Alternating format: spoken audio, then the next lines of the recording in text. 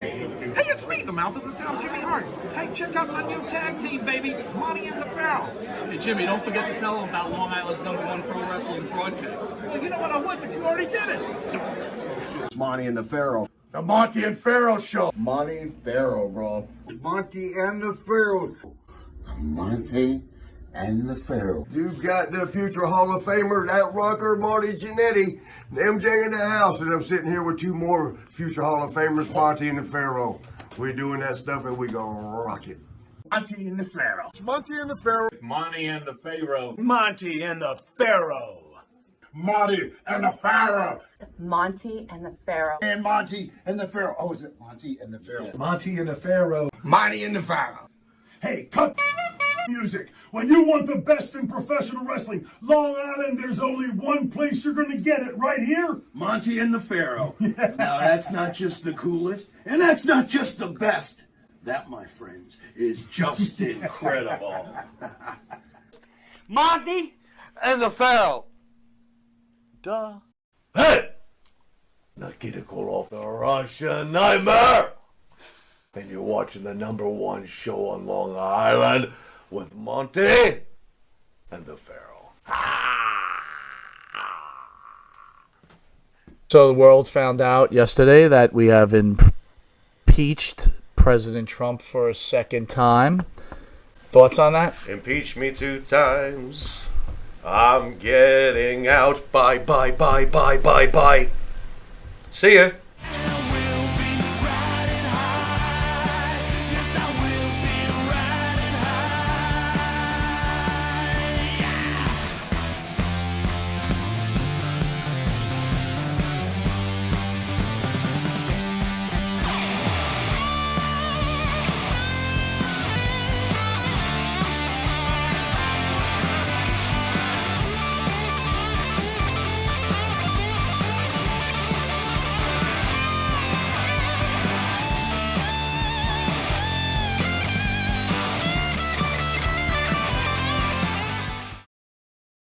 All right, welcome to Long Island's #1 pro wrestling broadcast out of Indie Music TV. So the world found out yesterday that we have impeached President Trump for a second time. Thoughts on that? Impeach me 2 times. I'm getting out. Bye, bye, bye, bye, bye, bye. See ya. Bruiser Brody was an incredible wrestler. I love Bruiser Brody, absolutely. Absolutely. I always looked forward to when I could read about him in the mags because we did not have exposure to him all the time. The mags were our chance to see what's going on in other places. Brody was always a fascinating subject to read about, and he was always main eventing something. So he was top of the card. He looked like a bad. He wrestled like a bad. He talked like a bad. He was a bad. And I always wonder why on earth it didn't get to the WWF at some point in a much bigger and better program, even into the 80s, but we can get to that. Well, we'll get to that. What else you got for me? Let's talk about Brody, though. Let's talk about his biggest weakness, I believe, as a professional wrestler. Okay. Bruiser Brody's refusal to lose, or not, I don't want to use the word sell, but Brody was very protective over his character. As he should have been. What I've read in the book. Reasons for that. Right? Yeah, reasons for that. He worked fairly stiff, from what I understand. Absolutely. He had some problems with the invader who eventually murdered him in Correct. Puerto Rico. There's a lot about that. I'm not sure everybody may know, but, you know. He had that major problem, or that infamous cage match with Lex Luger in Florida in January 21st in 1987. In the middle of the match, Brody stopped working and stood around Luger and Bill Alfonso, who was the referee at the time. Yep. He spoke about it. You could go to the Monte and the Pharaoh page. Hey, Daddy! Playlist. He'll talk about that. Yeah. They were puzzled on what was going on with Brody. Basically, Luger, according to Wrestling at the Chase, went to Brody and said, "What did I do wrong?" And Brody said, "Nothing." Right. Thoughts? You know, interestingly enough, I did watch this match in the last 24 hours a couple of times because I found it fascinating. Brody, there's a bunch of different stories about this particular incident. Brody now Luger was brand new basically at this point. You know that, right? Yeah, yep. Luger is basically just breaking in. And Brody had worked with him, I think, a time or two before that and felt that he wasn't selling for him. So I made special attention, made sure I paid special attention when I was watching the match back to see what he was getting at or why he would have thought that. Okay. And I do respect Bruiser Brody, so I was trying to keep an open mind as I watched the match. Okay, let me put it this way. One of Bruiser Brody's best moves, and it was a simple move, but man, was it great. It was effective. It was when he'd kick you in the face. And you saw how he would kick you in the face sometimes. And he could kick you in the face if you were standing. Mm-hmm. He'd kick you in the face if you were on your knees. But he would always follow through with that big, furry boot. And he would knock your block off. In the match with Luger, and I was watching other matches with much bigger guys like Abdullah the Butcher, who's he's one of the biggest guys ever. When Brody would deliver the boot, these guys would go down. They'd stay down. They would start to crawl or something like that. I noticed that when he gave Luger the boot, this young guy who clearly has the kind of look that a veteran would probably resent to begin with, pretty boy, big, built like Thor's statue. He hits him with a boot, and you could go and look at it, and you could say I could be wrong, but I do see him after the boot almost quickly start to pop his foot up like he's getting up. That would annoy the crap out of me if I'm Bruiser Brody. It would annoy me. It'd be like, what the stay down, kid. I just kicked you in the face, So at some point there, it must have just pissed him off so much that he just stopped. And Luger didn't know what to do. Luger was afraid of him. You know that, right? I think a lot of people were afraid of him. Luger was truly afraid of him. He described him as big, mean, and scary. So he was afraid. He was like, what on earth did I do? And it is true. And I have seen Luger speak about it afterwards. By the way, it's amazing how different Lex Luger is today as a person compared to what we know of the Lex Luger back in those days. But Luger did very politely go to him and say, what did I do wrong? And Brody said, look, man, it's been a long day. It's just one of those days. It's just one of those days. And he left it at that, Now, do you think that attitude, though, right? Because guys we've talked to in the studio said that he would go from territory to territory. And, he was a draw, obviously. But I didn't see multiple incidents of Bruiser Brody doing that. We would have probably seen or heard more about that. A lot of the footage I've seen is he's totally selling the same way his opponent is selling for him, whether it's Abdullah or one of his other, Cologne or one of his other famous, Flair. Now, did you watch some of his old WWF matches or WWF matches? A little bit. He did a lot of selling. A lot of selling, which surprised me, right? Again, you know what's funny? And I think that Luger might have brought this out. The only reason we're talking about this all these years later is that someone happened to film this. Because in those days, it was already forgotten about. Nobody was talking about it in the business. It was just another match that had happened, but with the internet today, it has become a subject because it's controversial. For a lot of the people who love the independent style and the flying and the flipping and stuff, and the smaller guys, right. Bruiser Brody hated that stuff, and he said so. He was like, there is no way you can take 170. This was his words. You could take a 175-pound man and put him in the ring with a 300-pound man, which is what Bruiser Brody was in his prime, and you're going to tell me that this is going to be a contest? This is not going to be a contest. Wrestling is about force and might. Do you think that... And Bruiser Brody was the epitome of force and might. And no, a guy like Sami Zayn today against Bruiser Brody, one kick with that furry boot, and quite honestly, 1, 2, 3. Match over. Do you think Brody, when he established himself in Japan, then changed his attitude in the States when he worked there in the States? What would have made him do that? Well, they're even more physical in Japan, and that's probably where big paydays, and he knew he could always go there. He felt he could dictate. And the NWA didn't exactly not take care of him either. He was the booker for Texas. Which Tony told us about, right? Which is amazing. Bruiser Brody had a great mind for the business. And he did protect his. I don't blame him one bit. By the way, did you ever really think about this? Because reviewing him over the last couple of days, it really came clear to me. Andre the Giant, Abdullah the Butcher, Bruiser Brody. Guys like this were traveling attractions. They could go to Japan. Bruiser was one of them. Say this never happened and he wasn't murdered. Yeah. During the Monday Night Wars, he would have been in his 40s. Late 40s, knocking on 50's door. He probably would have Vince probably wouldn't have given him a look by the time Austin and Rock. Where would he have ended up, or would he have ended up anywhere, being that he was this traveling show?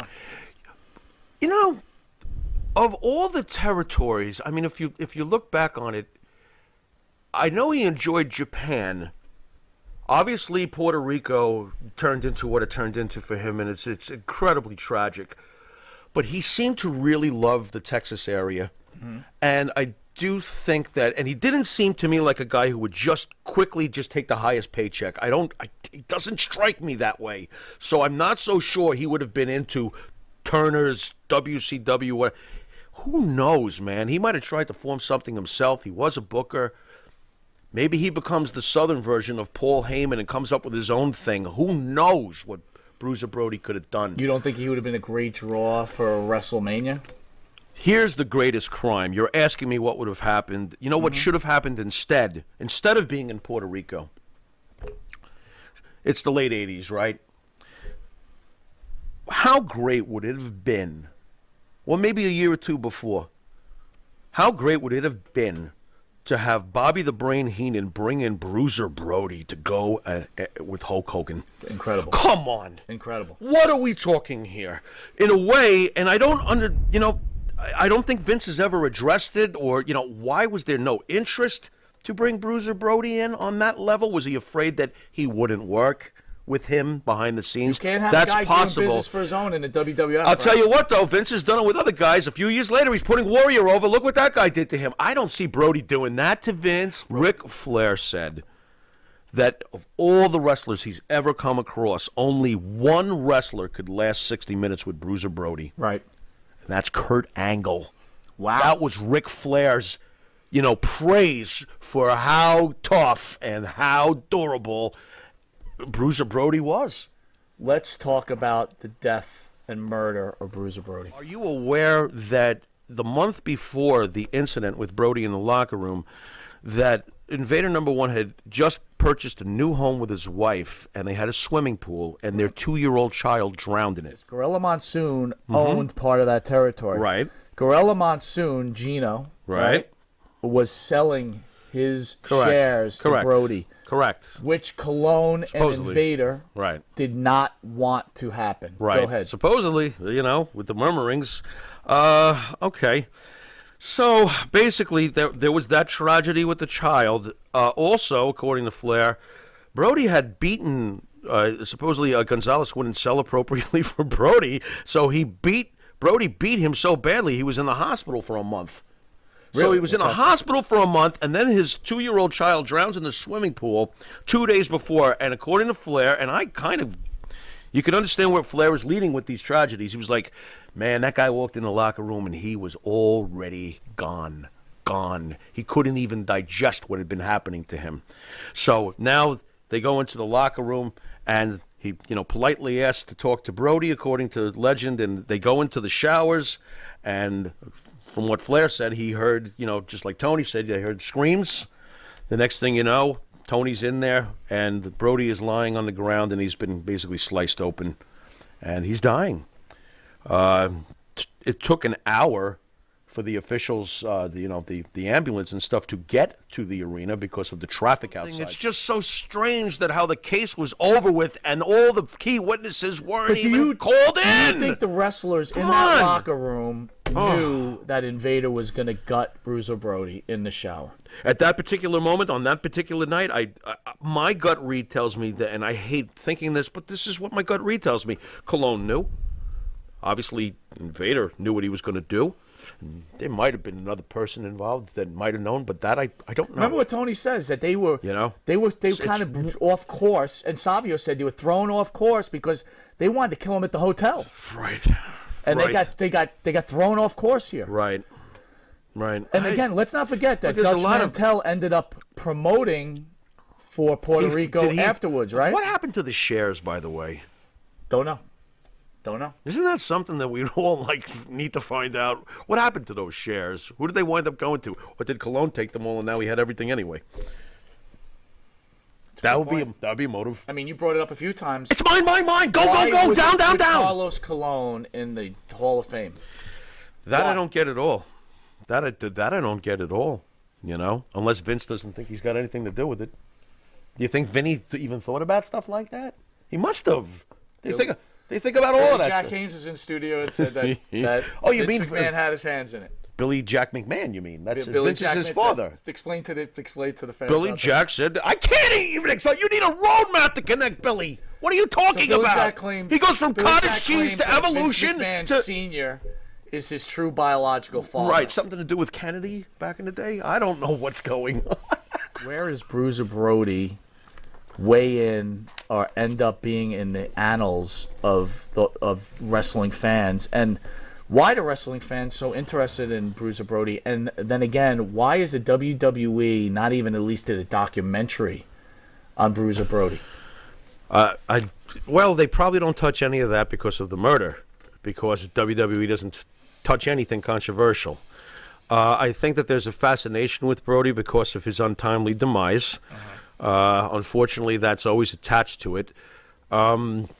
But in general, he would have been remembered one way or the other as a great main eventer and a great wrestler. He was magic. He really was. He was fantastic. They don't make them like that anymore. They really don't. Do you wish you would have got more Bruiser Brody, like growing up, that you would have got to know more about him and watch him more? I would have preferred a lot more Bruiser Brody and a lot less Bob Backlund. Yeah, really? Yeah, really. You know, Backlund. Yeah, really. Backlund And against I'm not Brody. knocking Bob Backlund. Backlund against That Brody would have been hot. That right? would have been great. How about Brody crushing Bob Backlund and winning a belt, holding it for like 6 months? That would have been nice. You know? What's so wrong with that? Are you ready? Wrestling fans, are you ready? All right, to start a show, Jimmy Pharaoh is going to go over the rules with head-to-head. All right, ladies and gents, here we go, head-to-head. The following criteria is necessary for this competition. The first category will be mic skills for those at home. You know, how good are you on a stick, as you said. As I say. You know, how do we talk to the crowd? Are we a natural, or are we just good at what we do?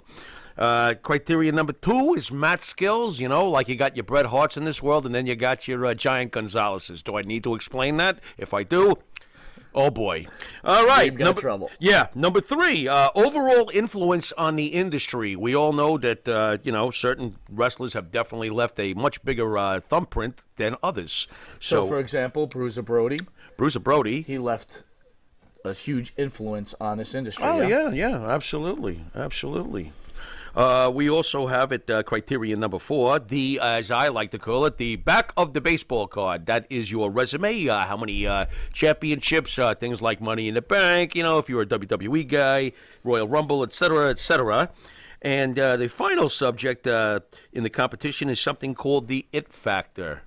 And I would like to think that most of us know what that is, you know, whether it's... you know, Hulk Hogan or Ultimate Warrior. I used the or, example last you know, week of the It Factor. You have a certain thing about the you? Andre the Giant documentary. Yeah. At some point, they start showing some wrestlers, and there's this clip of superstar Billy Graham doing a flex. Mm-hmm. My wife, who's no fan of wrestling, said, "Ooh, who's that?" There you go. And that is the It Factor. There you go. All right, let's talk about our first contestant, Mr. Mil Mascaris. Jimmy? All righty, ladies and gentlemen. Born way back in 1942, Mexican luchador. He is regarded as one of the greatest lucha libre fellas of all time. A Mexican legend, of course, along with El Santo and Blue Demon. You know, I really don't have to go through all of this to, like, basically let you know, of course, the Man of 1,000 Masks is quite possibly the first legitimate lucha libre star that crossed over into Vince's territory. That's for sure. Yep. It didn't matter back in the day where Mil Mascaris went. Mil Mascaris was basically a main event guy, and he used to come to town once in a while. We got to see him. Of course, he's been inducted to multiple Hall of Fames. He was inducted into the WWE Hall of Fame back in 2012. Mil Mascaris is an absolute freaking legend. I can basically leave it at that. You know how big... Was Mil Mascaris fall into that Andre the Giant, Abdullah Butcher, somewhat, Bruiser Brody, absolutely, traveling carny guy that people one of them. wanted to see? Yeah, didn't matter where he went, and he would draw. Look, That guy would draw. For me, Mil Mascaris. Look, we were at the big event a couple of years back, right, with our table. Right. We went and got a picture with Mil Mascaris because he was that important to us. You know what's right? amazing? That he agreed to take the picture. Yeah, well, that's Because trouble in itself, as you right? dive deeper into Mill, you find out that Mill wasn't exactly very fond of losing. Well, he was kind of like he was Brody-ish. He was right? Brody-ish. He would not lose That's his right. matches. He protected his image, and he went globally. He went everywhere, and he put fannies everywhere, no Let me matter ask where you, he went. when he wrestled Superstar Graham in Madison Square Garden those 2 times, he ended up losing that second match, right? Did he lose by pinfall? Did he lose? I don't know. He did lose. I know that there was a lot of countouts that Mill would get victories with. Oh, you got counted out to me win. Tell the fans a story where we went to the Battle Royal. Oh, God. Really? All right. Well, it was me, my partner here, and another fella that we went to school with. And I think his pop took us. Right. He was a very cool guy. And he took us to Madison Square Garden to see, was that Morocco Backlund? It was Morocco. Okay, so we went to the Garden to see Morocco Backlund, but also there was a very exciting at the time. Battle Royals were very, very special and very exciting back in those days. So there was a Battle Royal, and Mil Mascaris was in the Battle Royal. Now, the friend that we went with, his favorite wrestler was Mil Mascaris. Yep. He absolutely loved Mil Mascaris. And the cool thing about Mascaris, he had the mask on, he'd take it off, he had another mask on. He had another right? mask on. What about the cape he used to wear, Oh, too? awesome. The cape was fantastic. He was a superhero. He was a superhero. With his chest out. Right? Yep. Yeah. Oh, he was in tremendous shape. Absolutely. Oh, my God. He was built like a statue. And the flying body press back then, come on, I know everybody flips today, but that was Right. exciting. A flying body press back then was like, wow, check out Captain Ariel. Yep. You know what I mean? So anyway, during the Battle Royal, the bell rings, ding! The next thing you know, Mascaris is out. And back to the locker room. He gets thrown out, and the look on our friend's face was like somebody had just stolen all 4 of his puppies. It was like, I'm going to take the last one, too. And I never forgot the disappointment. We found out years and years later that Mil Mascaris, if he wasn't going to win something, got in and got out. Took a powder. That's it. I'm out. So this poor, So you went to see Mil we Mascaris. were just like 12 at the time, and our friend was crushed. Boy, if he knew that one, we know now. You're right. Let's talk about contestant number 2. Oh my the God, Viper, Randy Orton. Randall Keith Orton. Hey, he's going to be 41 soon. Wow. Getting old. We know that Randy Orton, of course, is a legendary WWE legend, of course. Boy, there's just so many things you could say about him. Of course, he comes from a family of wrestlers. The grandfather, Bob Orton, his father, Cowboy Bob, who we've had on. Yep. Cowboy Bob Orton Jr. Of course, his Uncle Barry. That's a whole nother story. There is nothing that Randy Orton has not accomplished in his career. And he came up basically through the minors, if you will. He's almost like, he's not Derek Jeter, but Derek Jeter came up through the minors of the Yankees. He came up through the minors of Vince, and he's always been there. He's just been there for 20 years almost at this point. He was the youngest world champion at the time that he won the World Heavyweight Championship at 24. Look, say what you will, but the RKO is one of the greatest finishers ever, man. How many different times have we seen the RKO? So many of the pro wrestling experts talk about Randy Orton as half. They hate him. The majority of his matches. Yeah, right. What are your thoughts on that? I don't agree with that. There might have been a time or two where you could say somebody mailed it in, but I've seen. Look, do you realize how many times a year these guys go out there? What the hell are we talking about? If you can point out 1 or 2 times in a guy's entire career, like, oh, look, he's... How many thousands and thousands and thousands and thousands of matches Randy Orton's had? Come on. You could argue that Randy Orton's best work has been during this COVID era. He's done some great work during this COVID era. Randy Orton is, to me, a very unappreciated pro. He's a great villain. Mm-hmm. He's gotten better and better on the mic over the years. Right, He's had some killer. Let's get to it, the head-to-head competition. You ready? All right, Mil might as well. Mascaris against Randy Orton, mic skills.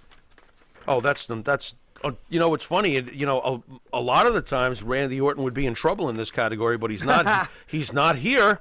Mil Mascaris didn't have mic skills, and Randy can do just fine. So yeah, that's Randy. Okay, Matt skills. You agree, right? I agree. Come on, stop. Matt skills. Randy Orton. Mil Mascaris. Randy Orton hasn't beat. The one flying body press doth not a repertoire make. Wow, this is like a blowout already. No, calm down. We're not done yet. overall. You agree with Matt Skills, though? I want to make sure I agree with Matt Skills. You're And with fans, me you guys here. could weigh in if you disagree. You know, but let's really think about this. Mike Skills, stop. Matt Skills, a flying body press was really the one thing. Don't tell me Randy Orton does not have more in his arsenal than that. Stop. Okay, how about overall influence on the industry? Mascaras. Why? Do you realize how many luchas have come since him and the road that he opened, the door he opened for the Rey Mysterios and everybody else? Oh, my God. No way, ands, or ifs about it. Randy Orton is a legend. Randy Orton has done many things. There is not a sea of new Randy Orton showing up that wrestle and look and want to be like Randy Orton, but Mil Mascaras opened a floodgate for a whole genre. Mil Mascaras wins this number 3 by a mile. I agree with you. So we got 2-1 right now. Back of the baseball card. Well, this is where Randy clinches this competition because there is no competition. Randy Orton has held every damn belt in the WWE, and it's no competition. I'm sorry. You know, if Mil had been more willing to work with people and he might have won a world title or two. Maybe stayed within or the even if he organization. turned the belt back 6 days later, like Antonio Inoki could say, he was world champion several times. Fair enough. In the NWA and the WWF. Fair enough. You know, do business a little better to get your resume. So you Not that almost Mil think- needed it. He you didn't almost need it. think that Mil and Brody, if they just would have did business a little better, things could have been a little different. I can't say better. I just think that if they had been more willing to play ball, perhaps, with the way the Vinces and the Turners do, then maybe they would have had a belt or two more. How about the heavyweight. it factor?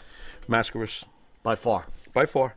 So on the two By far. on 2 levels, overall influence of the industry, the it factor, Mil Mascaras blowing them away. Yep. But we got to give the competition to the On Viper, points, yeah. Randy Orton. On points, it's 3-2. That's basically it. You know. It All was right. interesting, though. I'll tell you that. That was an interesting matchup. All right. Well, you know what would happen if they wrestled, though? Vince would tell Mil, you're going to lose, and it would be a 5-second match. And it'll be over. Yeah, he just didn't win an RKO. Pharaoh, any parting words? Just thanks for hanging with us. We always appreciate you guys letting us come into your living room every week. And until It is an honor. It is an honor. It sure is. And until next week, as I always say, later.